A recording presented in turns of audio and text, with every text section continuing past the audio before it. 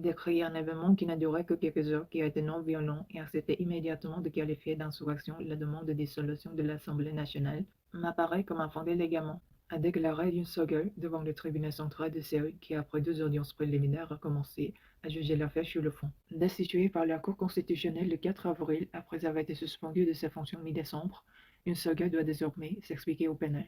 Malgré les très lourdes peines encourues et comparées libres, ses détentions provisoires ayant été annulées pour vice de procédure le 8 mars. Comme tout accusé, l'ancien chef d'État a dû commencer par décliner son nom, sa date de naissance et son adresse. Accusé Yoon Suk-yeol, votre profession est ancien président. Quelle est votre adresse actuelle? Lui a demandé le président du tribunal. Le ministère public l'a accusé d'avoir voulu provoquer un soulèvement dans le but de renverser l'ordre constitutionnel, soulignant que la loi martiale avait été préparée à l'avance et qu'ordre avait été donné à l'armée de couper le courant et de casser le vitre du Parlement. Face à son abattre de dossiers constitués contre lui et des témoins appelés à la barre, une seconde nie toute entrave à l'état de droit dans sa tentative d'imposer la loi martiale qui qualifie d'un simple acte de gouvernance. Un argument qui avait déjà échoué à convaincre les juges de la Cour constitutionnelle qui ont confirmé cette destitution il y a des jours. Ce procès au pénal est encore loin d'être terminé pour Malade Yoon, qui devra comparaître à nouveau le 21 avril.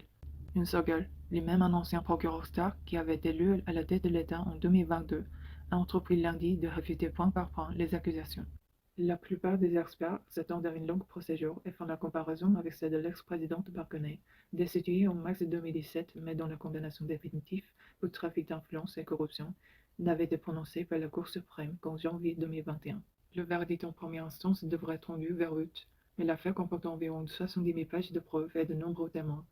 Si le tribunal le juge nécessaire, le procès pourra être prolongé, a expliqué l'avocat Min Kyung-sik.